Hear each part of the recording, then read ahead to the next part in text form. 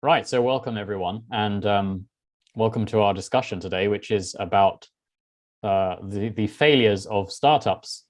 I was reading an article the other day, in fact, that was detailing the fact that around 90% or 9 out of 10 startups eventually fail, which is not a particularly pleasant statistic. If you're a startup founder, it doesn't bode well for you. So we are here today to discuss what we can do about that, really.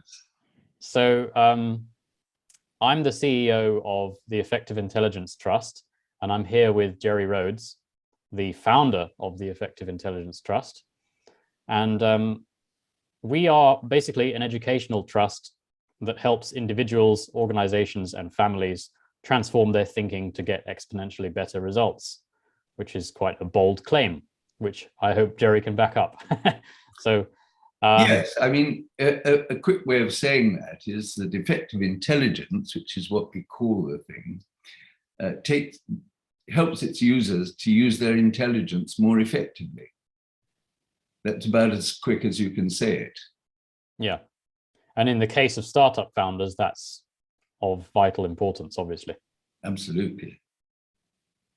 Now, I have my own experience of, I wouldn't say I was running startups, but I've been an entrepreneur in my time. And like all good entrepreneurs, I've had my fair share of failures in the entrepreneurship arena. And what I have learned recently, having joined the trust as CEO and having understood the way that we look at thinking, I can now look back on my previous experiences as an entrepreneur, all of my attempts at various different businesses, and I can see where I was going wrong in my thinking.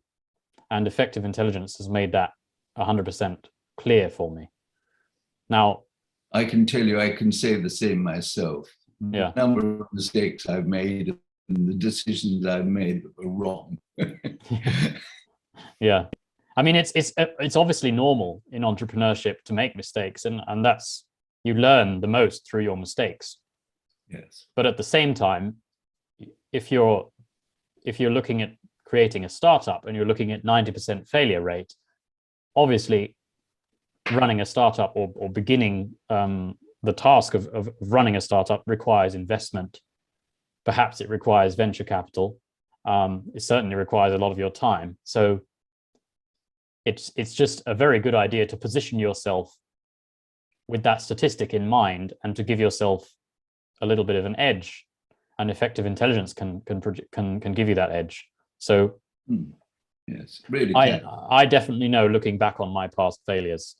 Now, effective intelligence at its most core level, because the great thing about effective intelligence is that it works on multiple levels of detail.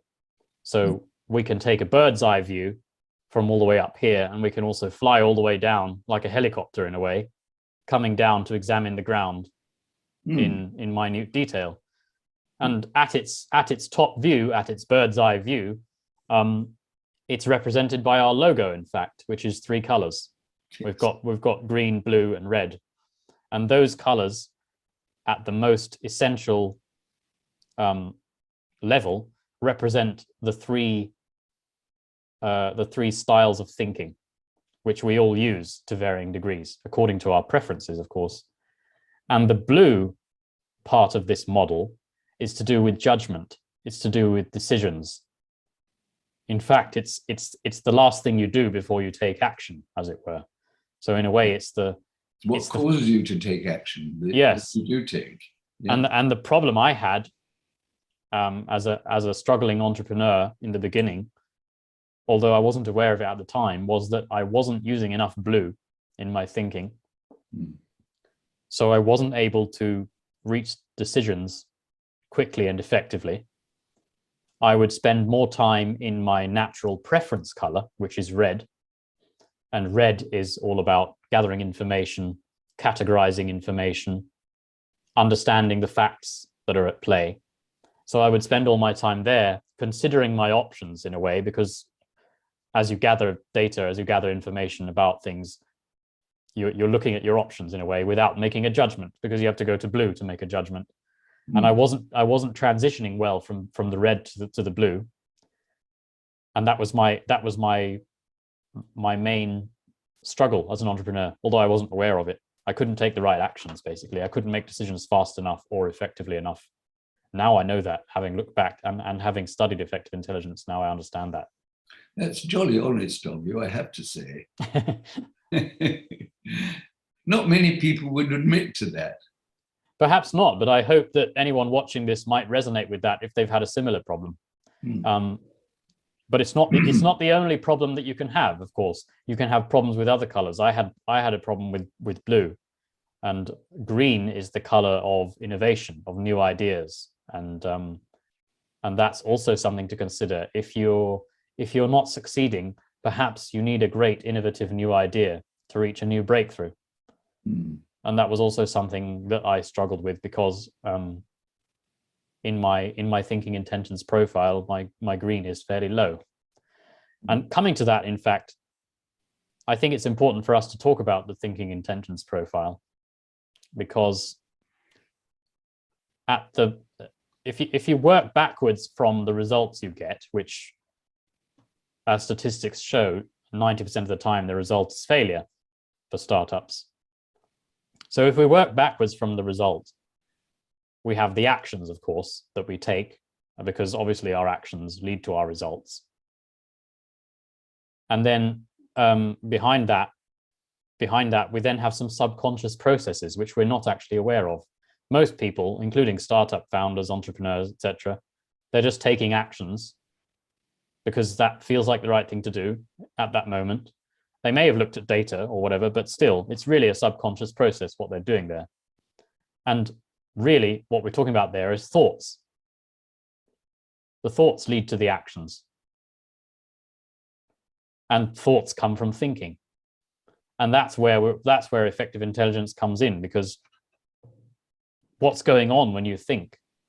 Most people are not considering that the way that they think, or rather perhaps we could say the way they prefer to think, actually affects their results in the end.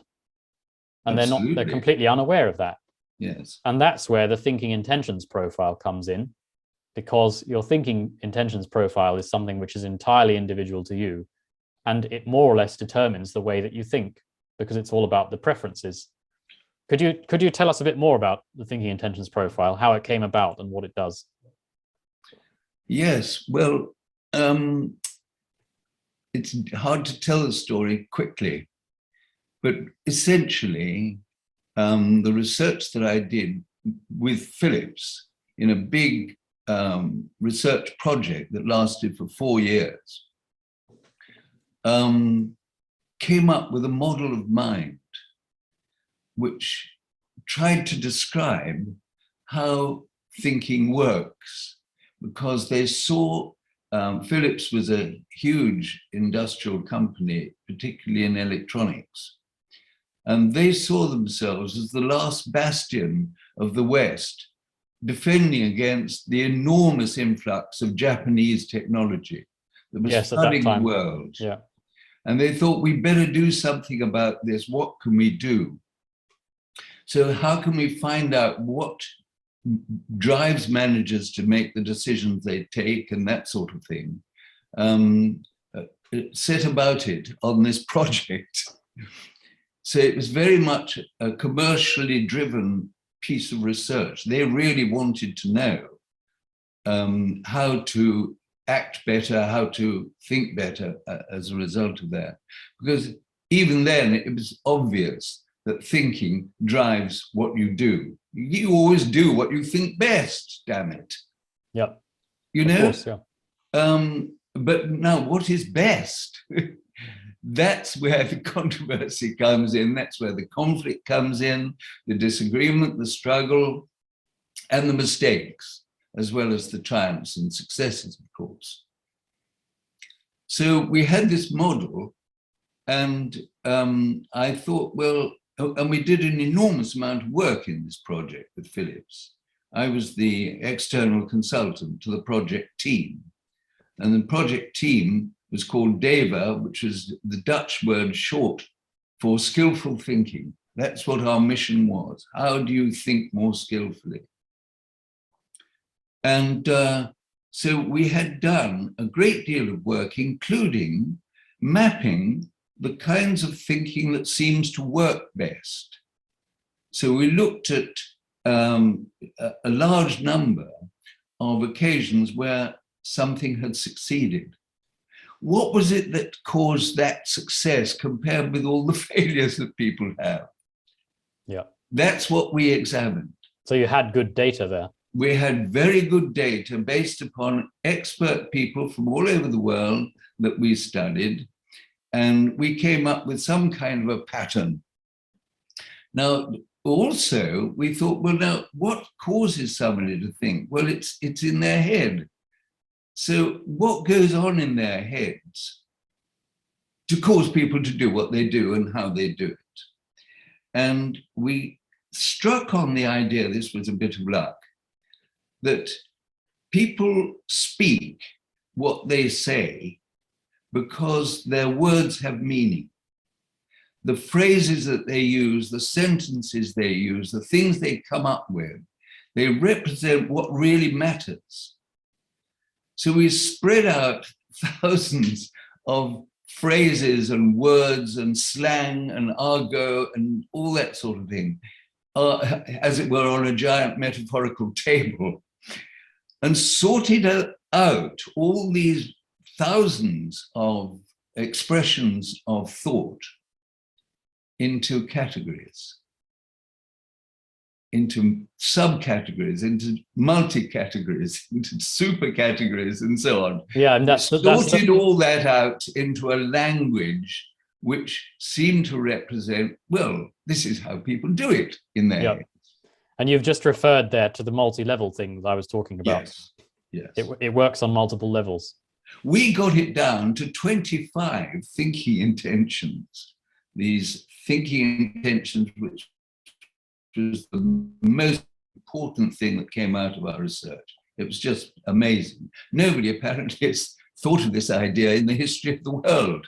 All these philosophers thinking about thinking and so on, and it never struck them that in the very grammar of language, we have words like, this should happen, this is happening, and this might happen. Yeah. We have it in the language. And these represent the three colors that you remarked on earlier.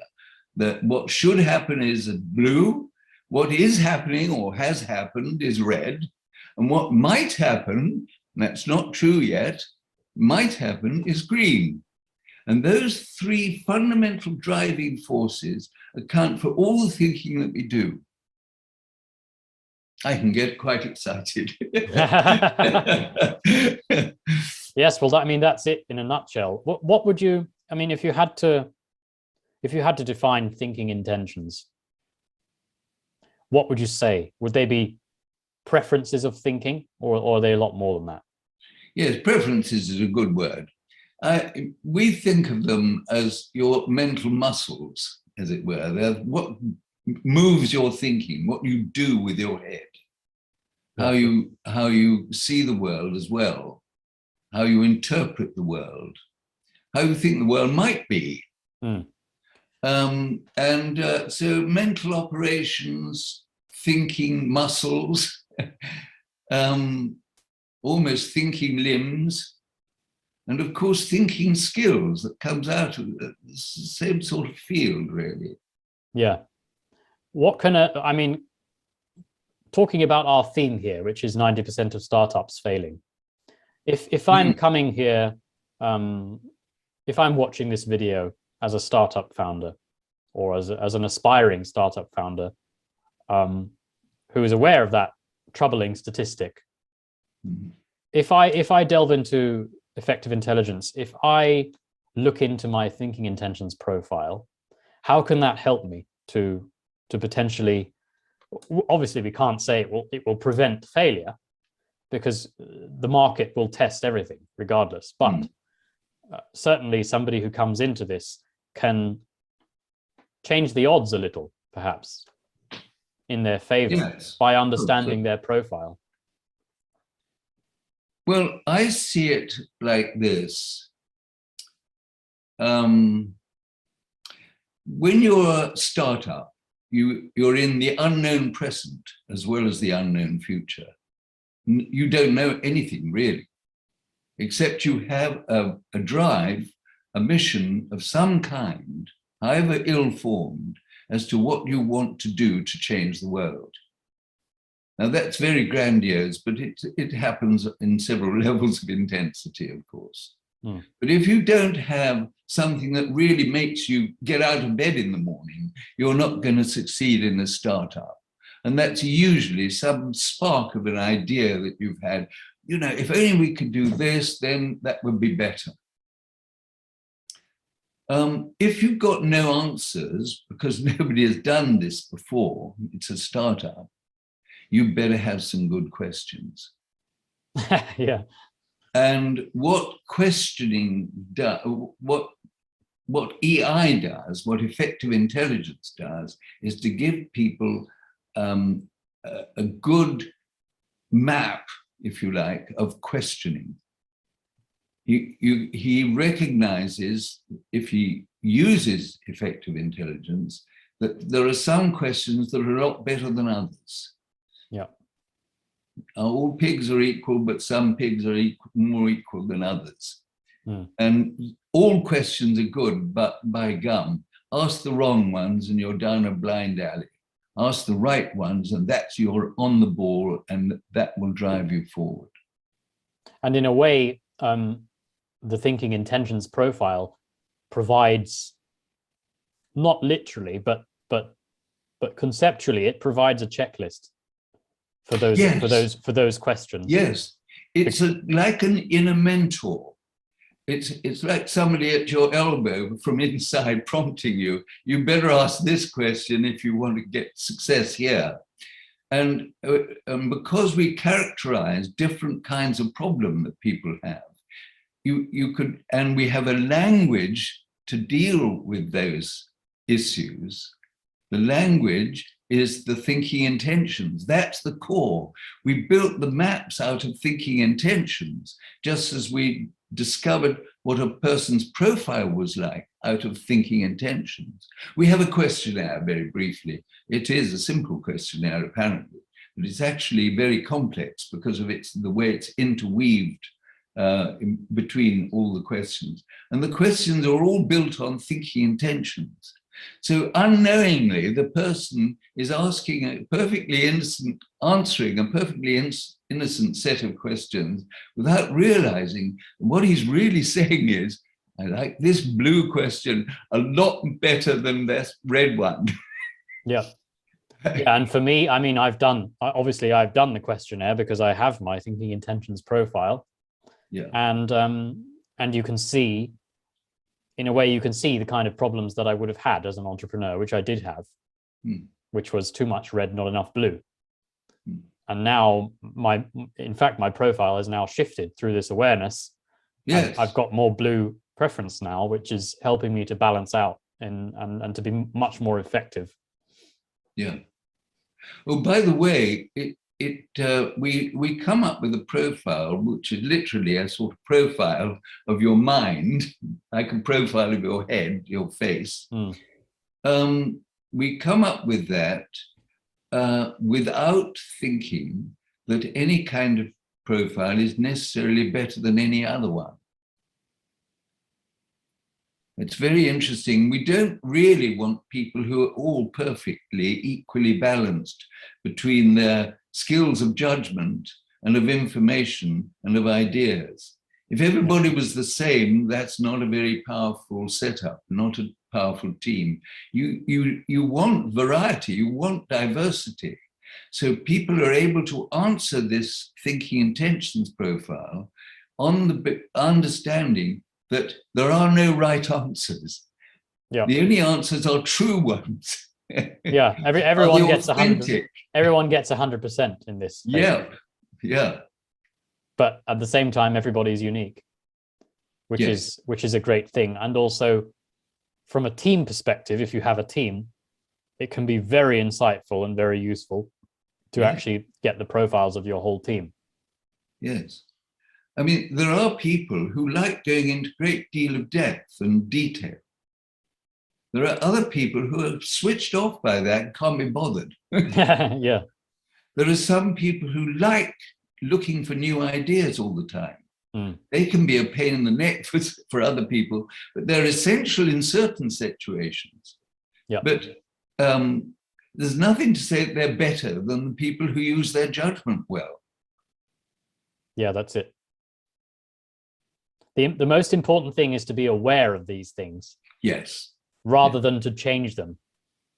It's if not you even... can't see what you're doing with your mind, you can't monitor it, change it, steer it, aim it, or anything. It's like going into a room to paint the ceiling and you can't see because there's no light on. Yeah. Just imagine what that ceiling would look like when you'd finished and switch the light on to see. Yeah. Now, we have switched the light on to the way that someone's mind is working. He can actually see it. This is a phenomenon.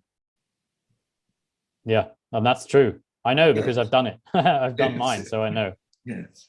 In a way, it's like you're without this awareness, without being aware of your thinking intentions profile, you're like a plane on autopilot, and you can't change that autopilot. So that autopilot might land you at the wrong airport in the wrong country, Yes. or it might crash you into a mountain even. Yes. Without being able to change, without being able to program that autopilot to make it go in the right place, it can be a disaster, really. Yes. Especially the other thing that's very useful is that if you know how your own mind works, you can recognize also how somebody else's mind might be working, because you can spot from their behavior and the things they say and the things they do and don't like and so on and so forth. You know, oh, he's like that. He's one of those. Oh, she's like that, and so on. And that means you can have relationships which are much more fruitful and profitable. You can understand other people better because you know how you are, and you can also have a fairly good guess about how they are. Yeah. People are absolutely astonished when they discover, for example, that they have a green mind. That's to say, they think unusually. They don't think like other people. They think of new ideas, not ordinary ones, not the ones that everybody else thinks of. And they've often been treated rather badly because they're the wrong man out. Yeah. You know, they don't fit. They're misunderstood. People have been fired for being imaginative because people who aren't imaginative can't understand what the heck this person is thinking and doing. It's quite serious. And the relief that some people get when they, oh gosh, I now know why people treat me like this.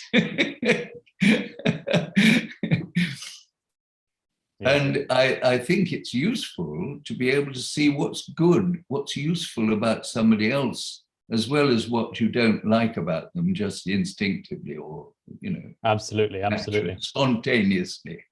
And of course, for this reason, because of this interpersonal stuff which you're talking about, effective intelligence applies equally for family relationships as well as for business.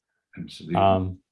But yes, I mean, if you're a startup founder or aspiring startup founder or an entrepreneur, then I highly suggest that you check out your thinking intentions profile, because at the moment on our website, you can do that for free by doing your key strategic insights. And there'll be more information somewhere, depending where this video gets posted out. There'll be a link either below the video or around the video where you can go and check out your key strategic insights, which is a completely personalized thing. You'll take the whole 24 questionnaire that we mentioned. And yeah, so anyone who's interested, please check that out.